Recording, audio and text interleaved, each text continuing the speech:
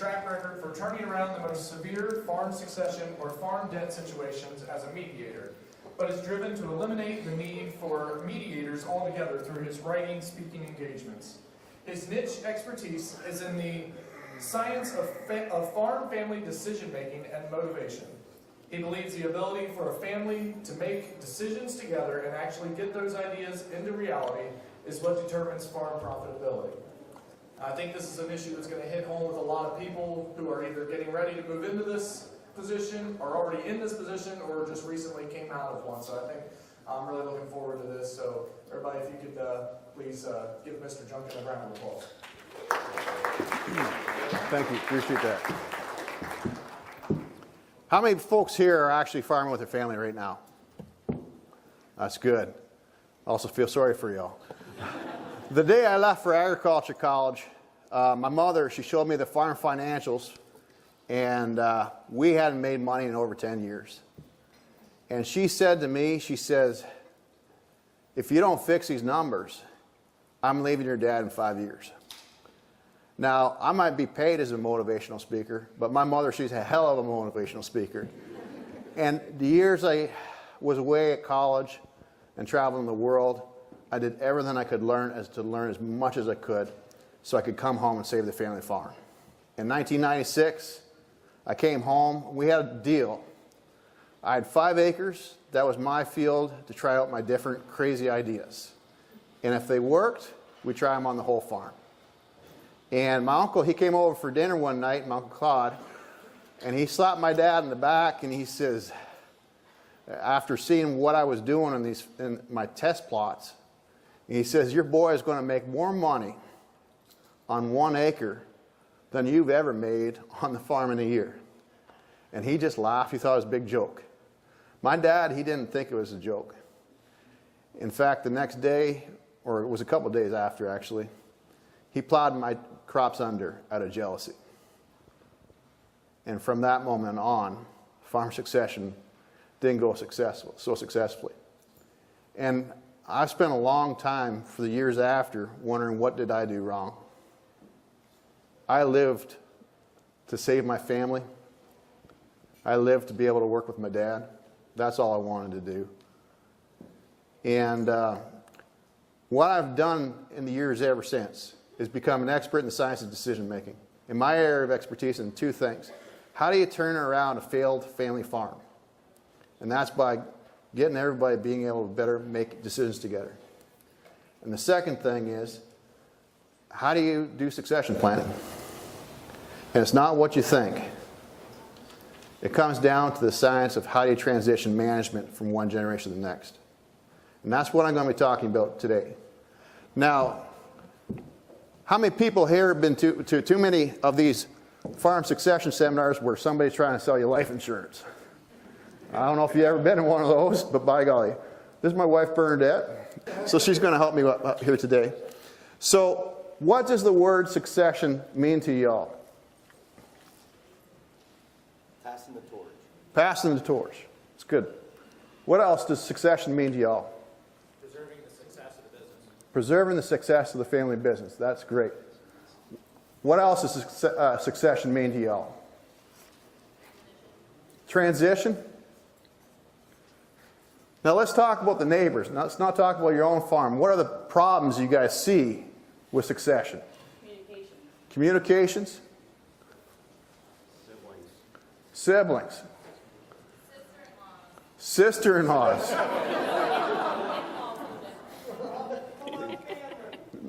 What else? That's right. What else do you guys see? Jealousy. Absolutely. And now let's go on to the economics. Let's just go on to the... Okay, do we have... Okay, let's go on to the next topic. Nobody's got a crystal ball as to what the future is. But the last 10 years in farming, it's been pretty good times. The enrollment rate at ag colleges has doubled. But my question is, what's the next 5 years?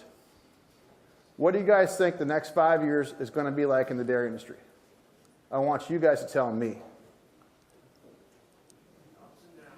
Ups and downs. You want to write that down? What do you think What do you think how high do you think the milk price is going to get? You're at the top? So what do you think that the milk prices are, how low do you think it's going to go? Let's play Lou. Do we want to say it? Yeah, I want you to say, how low do you think that it's going to go? I think maybe like a $2 drop in the next 2 years easily. Okay, so what would you think the end price would be outside of incentives or premiums? This is a question I'm asking you all. 13. You guys think 13? How many people think it could hit 13? Okay. So write that down. Okay, so what's the biggest change we've had in technology the last 30 years? Okay, robotics? Okay, what else? What other changes in technology you guys all see? Say it again? GMOs? What other changes have you guys seen in technology the last 30 years? Drones. Drones? What else you guys seen for changes in technology? Genetics. Computers? Genetics? What about sex semen? Okay. I'm gonna just wrap this up here to get going. We could go on about all the different technologies, but we haven't really thought through the implications of technology. See, back between the 1950 and 1980, the technology in general society didn't really change that much. But between 1980 to 1995, there was a big change when the invention of computers, right? And then between 1995 and 2003, there was a big change in general society of technology. And I'm saying that every period of time is cut in half. And I think that we've seen a similar rate of change in the agriculture sector, whether we recognize it or not. Just think about how cell phones and the smartphone has changed the general society in the last 3 years. I would say in 3 years' time, you're going to see the same changes caused by things like drones, sex semen. Just look at sex semen. How many guys have bred their heifers with sex semen? Everybody pretty much in this room. And what's that going to result in? It's going to result in $13 milk. We are about to go through a bloodbath. You look at your left, you look to your right. Two of you guys are not going to be here at this conference in 10 years' time. And that is a truth. Would you not agree with me? I hate to say that because, I'm from a farm myself. 7th generation, first white man killed in the township, back end of our farm. Farm's gone. It sucks to say that. But the thing we haven't recognized is that the biggest change in technology, it's a fact that there's fewer farmers dropping dead of heart attacks in their 50s than there was back in the 1950s. Now, we've never thought about the implications of modern health sciences and how it impacts your business culture back home. Back in the 60s, I'm not talking about Viagra, right? That causes whole change in technology, succession planning altogether. But it impacts succession because we have a situation back in the 60s when Dad was 60, his hips would be shot, right? He'd be ready to retire. He couldn't wait to give me the keys to the farm and go to Florida. Now what happens when Dad's 60 and he's got bad hips? He goes in for hip replacement and he's on the phone yelling at you what to do. And then within 3 weeks, he's back in the game. And he's farming until he's 80 or 90. And if you want to farm till the day you die, I will do everything in my power to make that happen. But how is that impacting your lives every day? On most farms, we've got a culture where there's too many chiefs, not enough Indians. Do you guys know some neighbors where that's the situation? You got too many guys, you got 2 if not 3 generations farming together. And let's admit it, this stuff is expensive. Back in 100 years ago, $15,000, you set up with a new horse and plow and some farming equipment, you'd be good to go. I mean, it's easy to set up your brother with a different farm. Nowadays, a tractor costs more than a house. You know, every time, you see too many times in farms, they split up the operations. Every generation, they split up, every 20 years, they split up the farm. You put yourself up to dead up to your eyeballs. And within 20 years, one of you guys is not going to be farming. Because you can cash flow it. How many times have you seen brothers split up operations 5 years ago when it was $7 corn? And these succession planners says, oh, you can do it. Well, you can't predict the future, but you can predict the fact that you're going to hit times when it's tough. And the only thing that matters is how do you squeak by.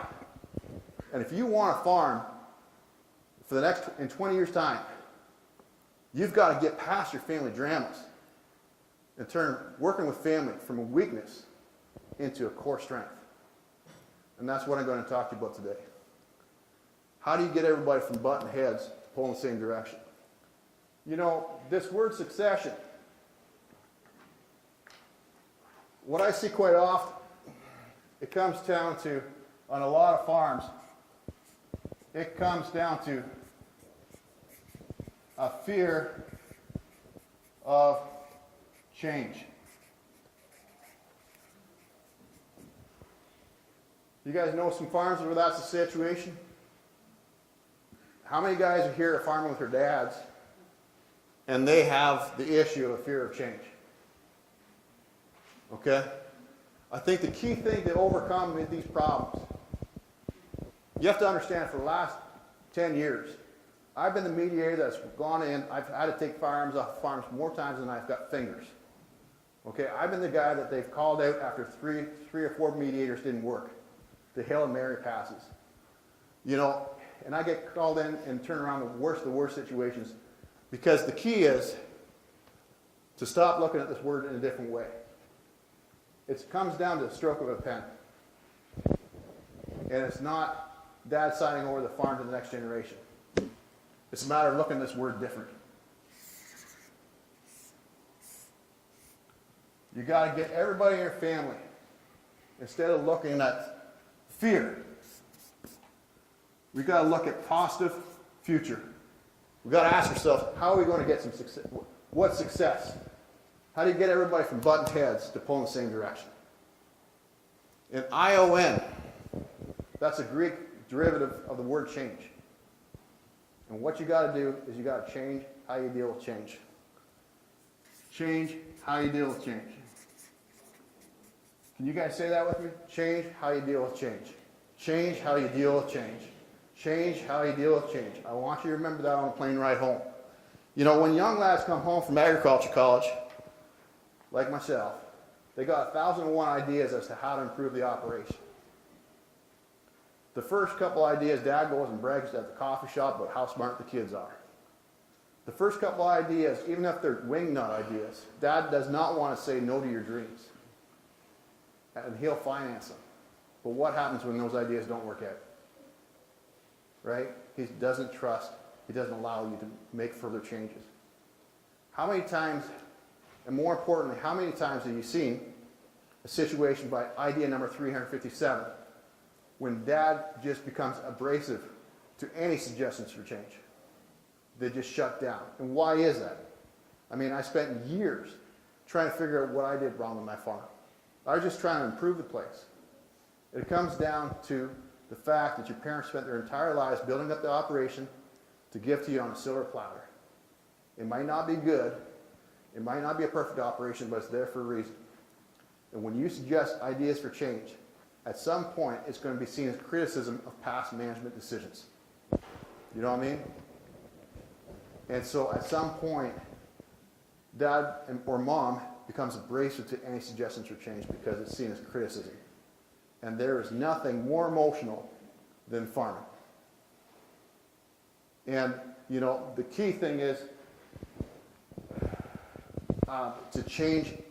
The key thing I feel is instead of you coming to your dad and with new ideas, when I say to agriculture colleges, is you got to change how you got to deal with change. Instead of you coming home and you suggesting to build a new dairy expansion, or you to build a new combine, buy a new combine, or to make any big changes in your operation, the change you want to make is how you guys manage a farm together. How you sit down for Monday mornings to discuss new ideas. And you got to get, instead of you coming to your dad with ideas and him crossing his arms and evaluating the situation and saying no, you got to have a time and place that you guys can brainstorm new ideas together.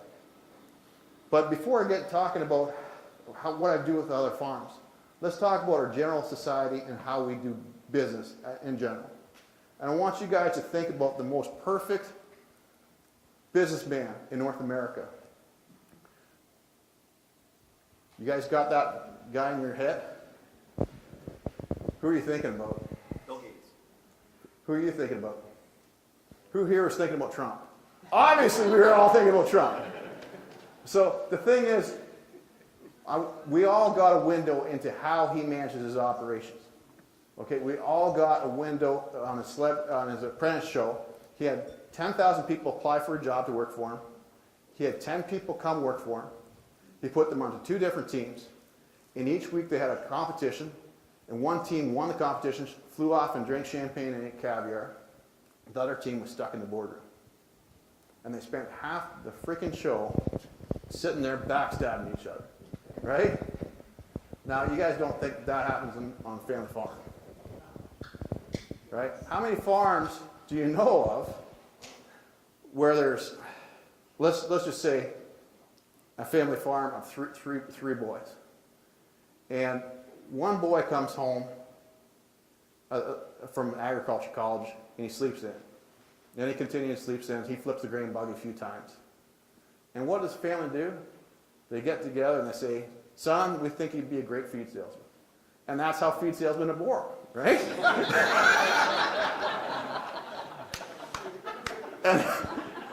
And then you got a situation where I never get invited back to speak at feed conferences. I don't know why. Then you got a situation where you got 2 sons and a father, and they get tired of the old man dictating to them every day what to do. And at some point they pull a mutiny and they say, Dad, either you sign the farm over to us and move to town, or else you're left with this by yourself. And they make up a big story about how it's best for the community, but nobody's happy.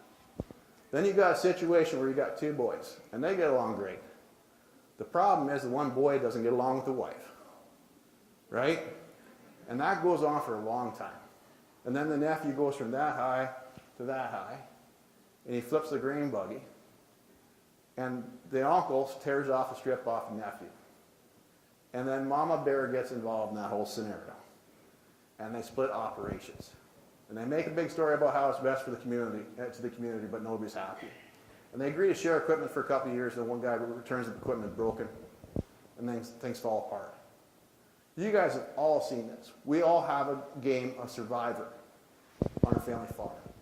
Sorry, this is not convenient.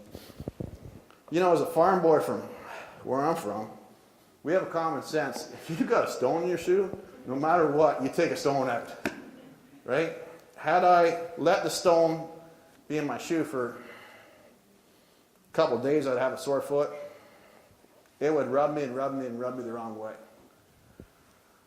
I had a cousin who was also a neighbor, because I'm from one of those towns. And he was a cousin a couple different ways. That's what concerns me.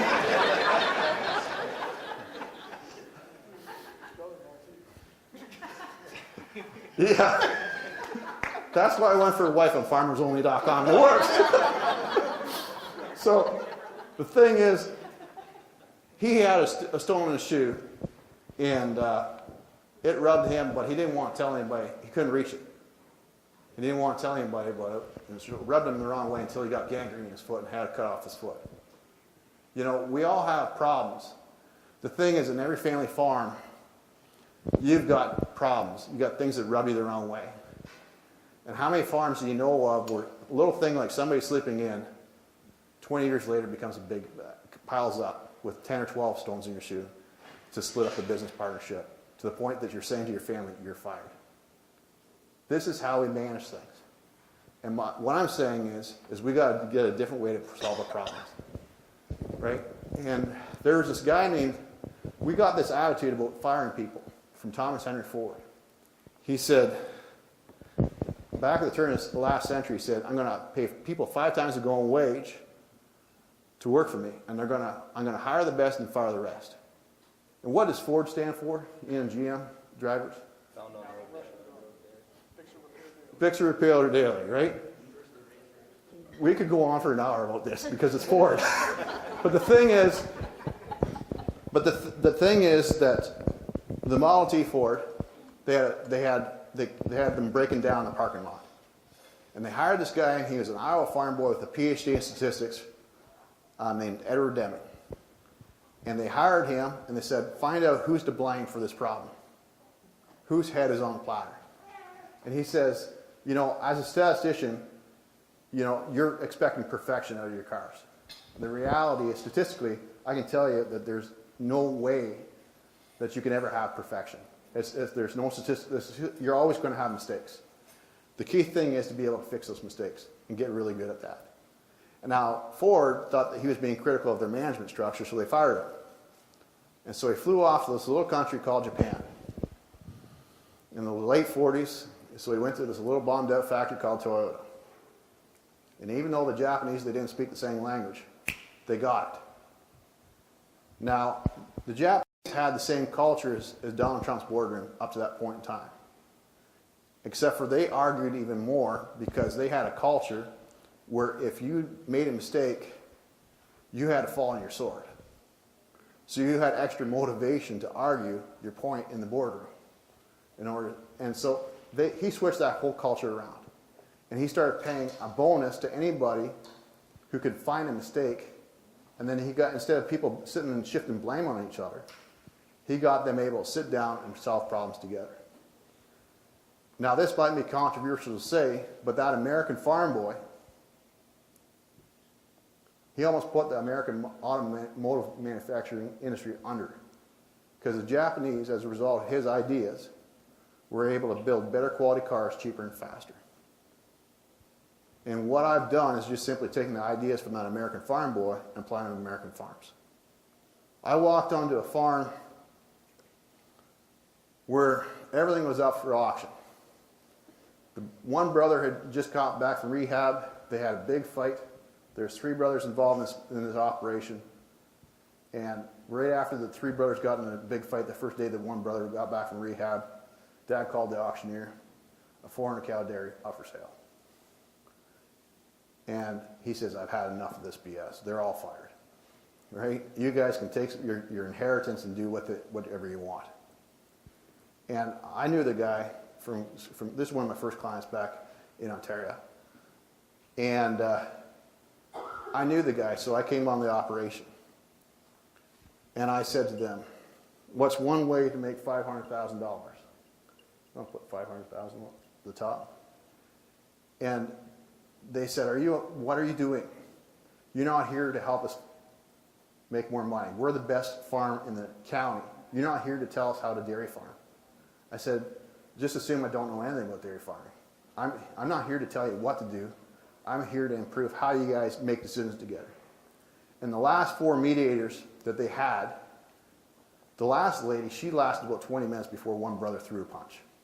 Right? They're pretty tough. They're all 6'4", pretty big boys. Right?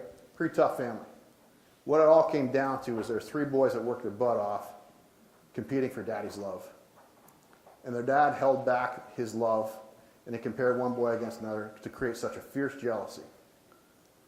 You know? And so I walked into that dairy, and I said, the problem you guys have is how you guys make decisions together.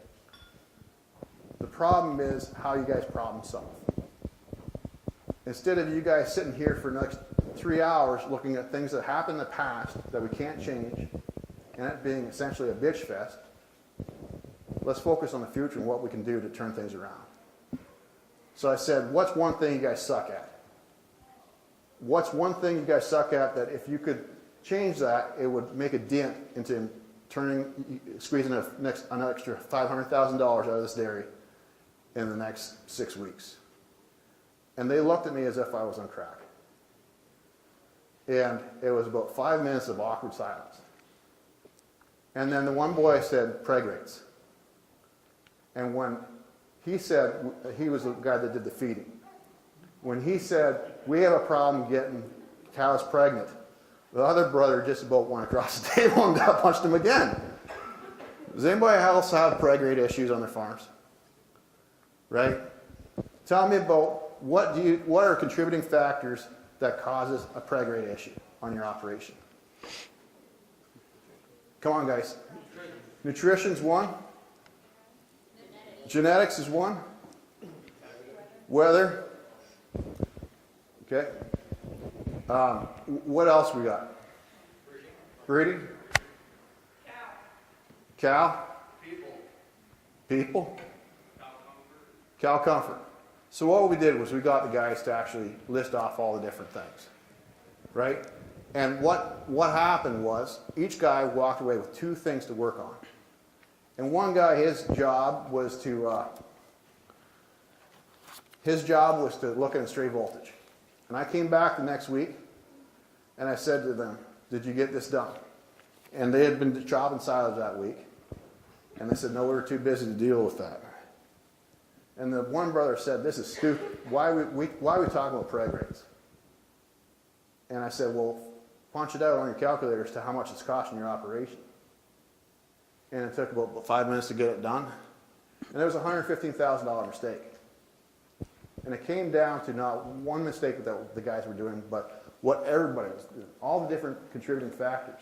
It's how they work together. When you have a larger operation, this was what happened. But the problem they had on that farm was accountability. And I took that guy's dollar and I burned it.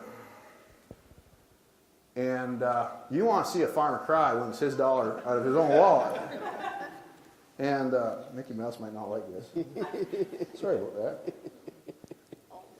Okay. Yeah. So anyways, the thing is that the next week I came back and he still hadn't got done. And I said, "Well, put $20. Give me $20. And the next time it was going to be $100, and by golly, he had it done. And the thing is that family didn't have any accountability up to that point. It was just always they were nagging at each other. I don't know if you guys I could use a whole lot of language here, but I think you guys get the point. They had no accountability. For me to hold everybody accountable just changed the family dynamics. And within 6 weeks, we had that preg rate issue sorted out. That's $115,000. And within 6 months, we had about $426,000 squeezed out of a 400 cow dairy. Now, this is Canada where everything's communist, but that's a whole different story. We won't talk about the difference in milk prices, but it was significant. But the bigger thing was it changed how the boys worked together. Instead of everybody insisting on his idea and not listening to the other people, we got them listening to each other. We got them brainstorming how to solve a problem. And the more important thing was that farm, Dad was a dictator. He ruled that place with an iron fist. And the one son, he was always about to be thrown off because he had a whole bunch of ideas, and him and Dad always butted heads. The other brother, he'd suggest an idea, and then he'd wait 6 months to 3 years, and eventually that idea would become Dad's, and he'd get it through. I don't know if you guys see that. But the thing is that they had a very slow rate of change. But more importantly, the family dynamics just changed altogether. They got able to problem solve. And then we went to expand that in scope. So when I walk onto a family farm, every week I meet with them over Skype. It's a 20-minute meeting over Skype.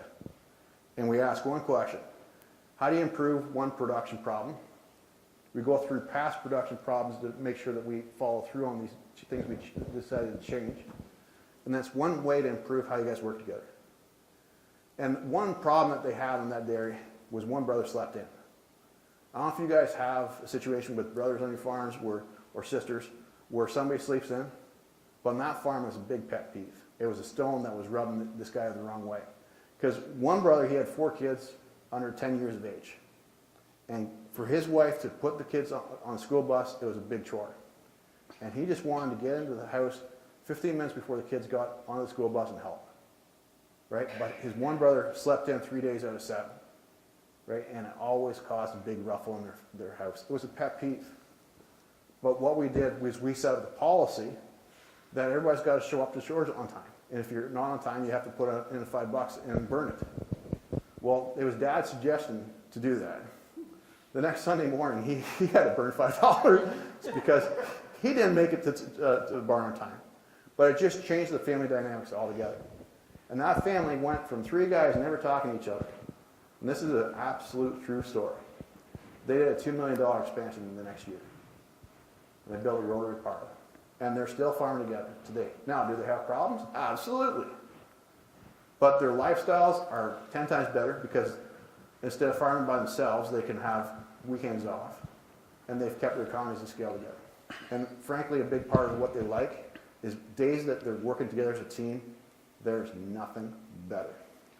So my thing is, that is, when I'm talking about change, I'm talking about sitting down and figuring out how to solve problems. Now the next question I want to quickly talk to you about is success. How do you get everybody from button heads to pulling the same direction? And there's a father, a son, and a daughter. And they decided to go on family vacation. They hadn't been going on family vacation for years. And they all had different ideas as to where they wanted to go. So the daughter, she finished feeding calves. She got out in the house early, ready to go.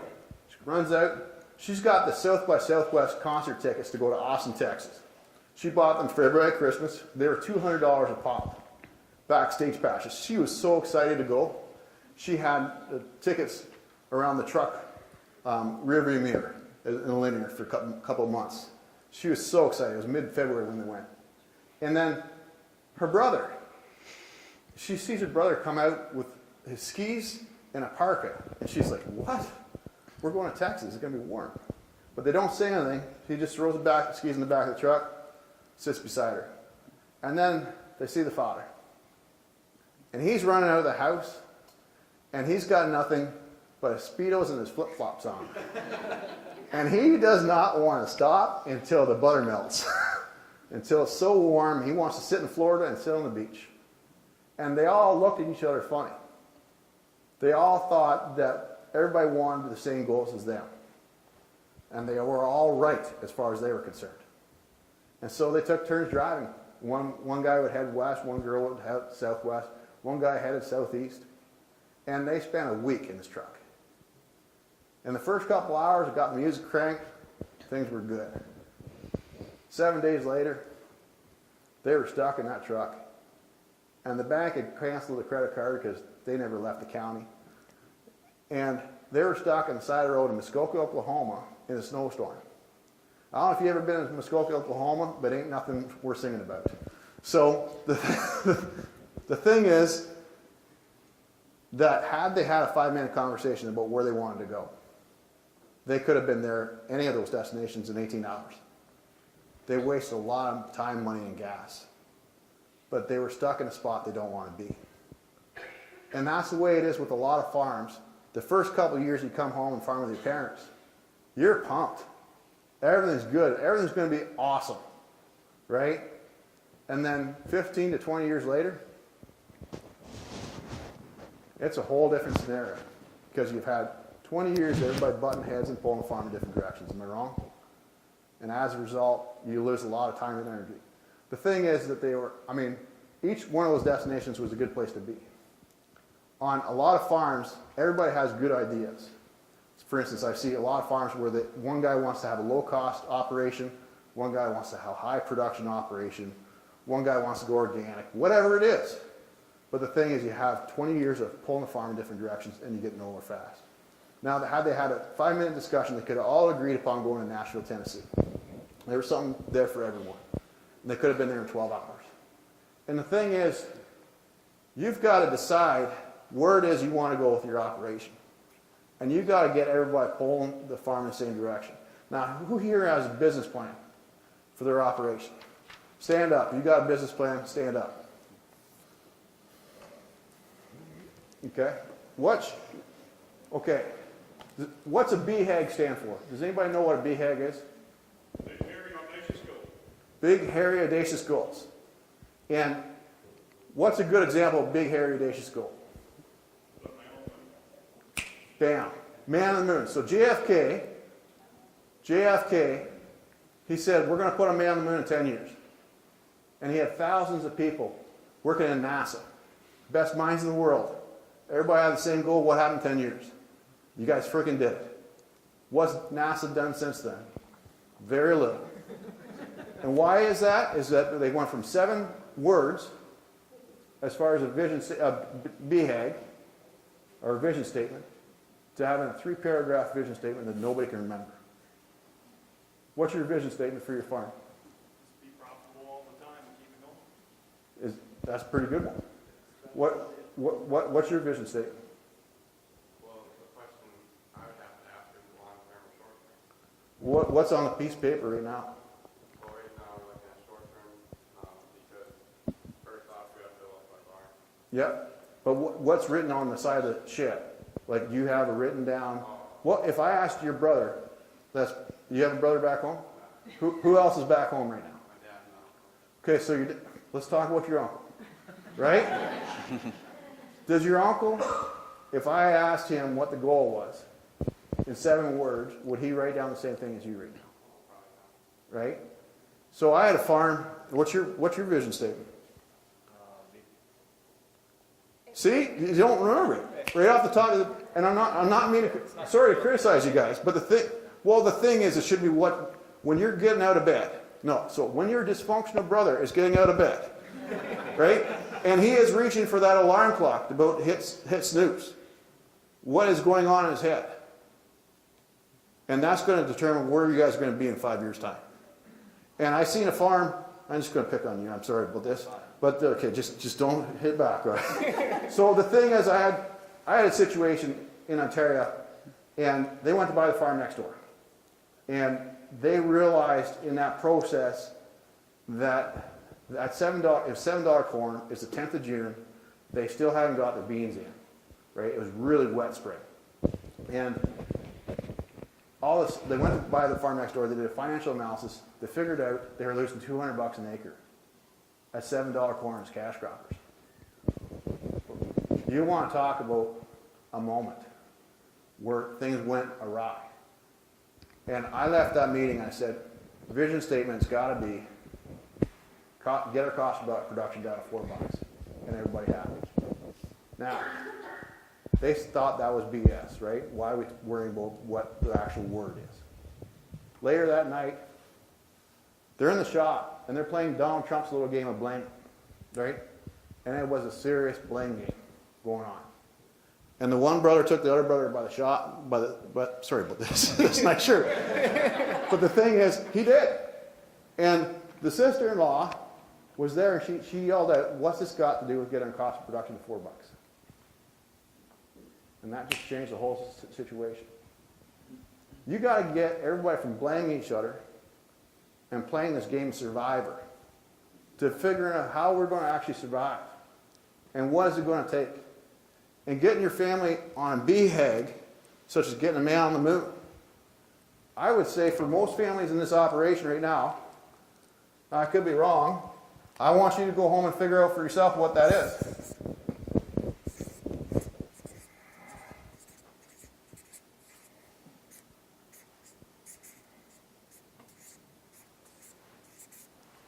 Get your cost of production at $13 and everybody happy.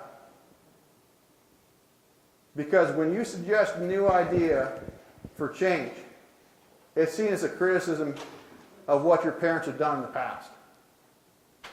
But if you get everybody at home motivated that, Dad, if we don't change our cost of production down this price, there's not going to be a farm around in 10 years' time.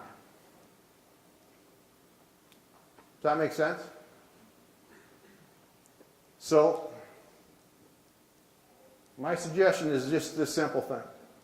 Get everybody to have a BHAG that you buy into. You know, the problem we have with these business plans is that they're usually 20 to 30 pages, and you go off to a conference like this, And the two problems I have with them is they're 30 pages and they go in the filing cabinet. They might as well go in the garbage because you never see them. And the second thing is that it wasn't your brother or your uncle that was involved in writing that business plan. It was you. And unless you can get everybody on the same page, it's absolutely critical. And that starts by getting everybody on the same, starting with a same BHAG. You know, I wasn't able to save my parents' marriage. It's kind of classic how they got divorced. My mom had a vision and my dad had a vision that was different. And my mom said to my dad, she says, don't you dare buy that any more equipment. So he went just to defy her and he went and bought a manure spreader. And he came home with a manure spreader. And I guess you could say the fit hit the shed. And it's kind of a shitty situation. But I've been turning around family farms ever since. Started off with helping my family, my friends. I was the guy that everybody took out for beer when they had problems. And then I started mediating family disputes. And just turned out I was good at it. But started writing for a few farm papers and started doing 100,000 miles a year, helping families all across North America. And, you know, I used to have a method for families where kids are just coming home into the operation, and then method for situations where the 40 or 50-year-olds are still struggling with succession. But what I've realized over the years, it comes down to the same simple method. You got to get everybody to define what success is. And today we talked about cost of production. I didn't really talk about everyone happy. But getting everybody to define what happy is absolutely critical. I could spend another 45 minutes talking about that. But you got to change how you deal with change. Now you might disagree with what I have to say, but I want you to think about your own township or your own county. I want you to think about the farms that were around 30 years ago. I want you to think about the big players that aren't around anymore. I want you to think about that you probably own their farms. And I want you to think about the small players that became big players over 30 years. What was the difference between who succeeded and who failed? It came down to two things. The ability of the family to be able to make good decisions together. Because anything you can do to get ideas into reality, that's going to skyrocket profitability. And the second thing is the ability to transition management to the next generation. And anything you can do to transition wisdom from one generation to the next, that's going to skyrocket the probability of the farm around in 30 years' time. Thank you very much.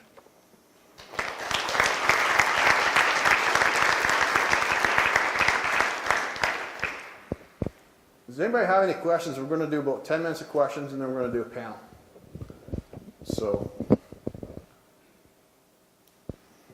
yes, sir. The guys in Ontario, because they didn't have them set a goal to 356 per bushel corn instead of 400 bushel corn. Well, I think that's a really good point. Is that the fact is that they went. Goals can change, right? But the thing is, they've cut their cost of production by half. And the only way they did that was having a goal that everybody lived by. And if they didn't have that cost of production, they would have been infighting for the next. And I have absolute confidence that they'll be able to turn it around. And we have a difference in basis because it's so far from Ontario, from Iowa. So 425 is basically break even right now. But I think that the key thing is that they are a success story because they turned it around. I know that 20 years from now they'll still be surviving because of that. Young lady? I was just going to say, we actually did the business plan because we are in a transition. Sure. And a building project, and we were the ones that wrote it. Yeah. But we took it to the other owners. And, Yeah. you know, is this satisfactory? So, and it was just done in the last 3 months. But it was like, what, 4 pages or something? But totally, you know, their theory, the older generation's theory was, oh, we don't need that. You know, Yeah. it sits in a filing cabinet. They did a business plan 20 years ago. Oh, we don't ever look at that. It goes in there. It's worthless. Well, I think the key thing is that forget GPS units, right? The road atlas, you put on, it's only good to you if it's on the dash of the truck, right? and you got to circle where you're going, and then you got to plot out a route. But the first thing you got to do is figure out where you're going, like Nashville, Tennessee. And for you guys, you got to figure out what's the ultimate goal. And then from that, you can develop a business plan. I wrote in Progressive Farmer one time that I would suggest that everybody gets a one-page business plan. Like, it's great to go through the exercise of building, say, a 15-page business plan, but filter it into one page. And that's got to be hung up in every place there's a toilet on your farm. You got to put it above the toilet. Now, that's because men need to be reminded about the goals more often than ladies, right? But I really think that in order for a business plan to work, it's got to be a living, breathing document that everybody's got to buy into, and everybody's got to see every day. And if you can get everybody doing that, then you'll have success. Yes, sir. What do you think is the most tactful way to approach the rock and the boot after been farming together for 15, 16 years and stuff's starting to bug you? Is it without it making it look like the one brother just wants to bring out all the faults of the other brother? Yeah. So they feel attacked. I mean, what do you think is the best way to deal with that? The question you got to ask yourselves is, how do we go from good to great? And that's, quite often I'm brought in as a mediator, and they've already had 4 mediators out there, and everything's up for sale. There's somebody almost committed suicide 2 days before I got there. But the attitude you got to have is, we're a good family. We've got a few issues. And everybody's got to go from good to great. The farm itself, from a production standpoint, that's where you focus this initial starting phases, because it's easier for you and your brothers to talk about finances and how to fix preg rates than how you and your sister-in-law need to improve your relationship, right? But after 6 months of using this method, you will be able to sort it out with your sister-in-law. And I think the biggest thing is that, I don't want to get too religious, but a lot of farmers that I know are Christian, and it's just a matter of forgiving what's happened in the past and just moving on. And just asking ourselves, the key words are, how do we go from good to great? And that's my take on it, both production-wise and also family relationships. And also, I think the key thing is also, just as important as it is to find success from a business standpoint, everybody's got to get in their mind, and it's got to be crystal clear, what's success for me? What's happy for me? And when families fall apart, everybody is focused on short-term winning the battle rather than winning the war. And everybody gets focused on petty things. Like, I seen a farm just last week. It was a $19 million operation, and they were about to split because there was a fight over dog food as to whether it was an expense or whether it should be a personal expense. Such pettiness. Obviously, you're right. But the thing is, what's real success is that everybody's farming together, everybody's making a decent wage at it, the grandkids and great-grandkids can farm. And when you lose that focus on success, everything falls apart. Yes, sir. Our place just recently put up a new barn. We've expanded quite a bit. And my father and my wife were discussing,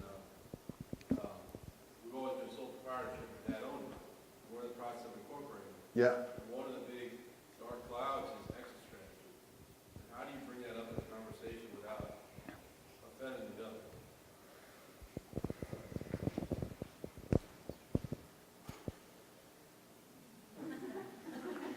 Well, you hit so many different topics there. I think everybody gets really weird when it comes to incorporation. I don't know if anybody's gone through that process where you're sole proprietor farm and you're corporate. Then people just act weird for about 3-4 years. Am I wrong about that? And you just got to focus on the fact that you're still farming. You love your dad. You want your kids and your great-grandkids to farm. And you got to focus on a long-term 20-year deal. Now, as far as exit strategy is concerned, for any partnership, you should have a shareholders agreement where there's a process for you to. Are you concerned about your dad exiting? God help, something terrible would happen with one of us, and one of us decides we gotta get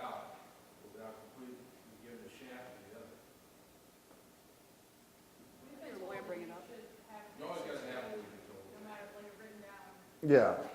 I mean, I think that's a no-brainer. I mean, if you have a lawyer that's worth half his, and knows half of what he's doing, he's just gonna slip that in there.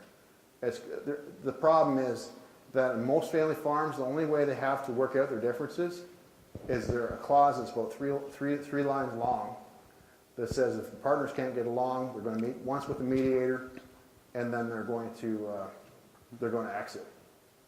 And that's the same attitude. The thing is, you got to have a way to remove the stones from your shoe. And so, what I would be more concerned about, instead of having a clause that a lawyer should have as part of, it should be part of your shareholders' agreement.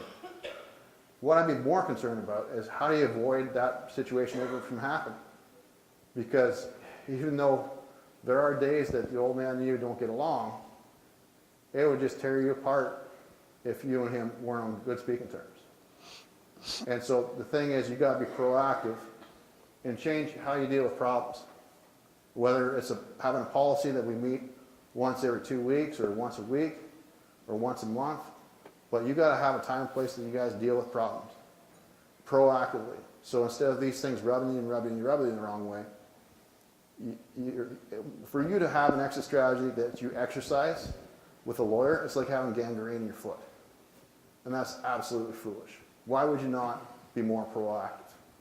And unfortunately, that's what happens. That's when I usually get called in, which is just sad. You don't want to be there. But there could be an incident where somebody got hurt and is disabled and can't work. Yeah. So you wouldn't want them in the business. And I totally agree with you on that. But the question is your family capable of discussing those complicated issues? And if you have a time and place once every 2 weeks, we're able to, if you have a time and place, we're able to sit down and discuss issues about preg rate or other production problems. Then when it comes to dealing with a difficult problem like that, it's really easy.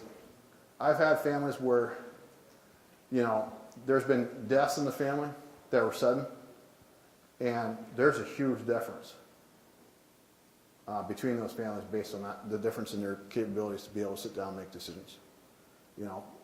I have to take guns off the farm sometimes for reasons, which is really sad.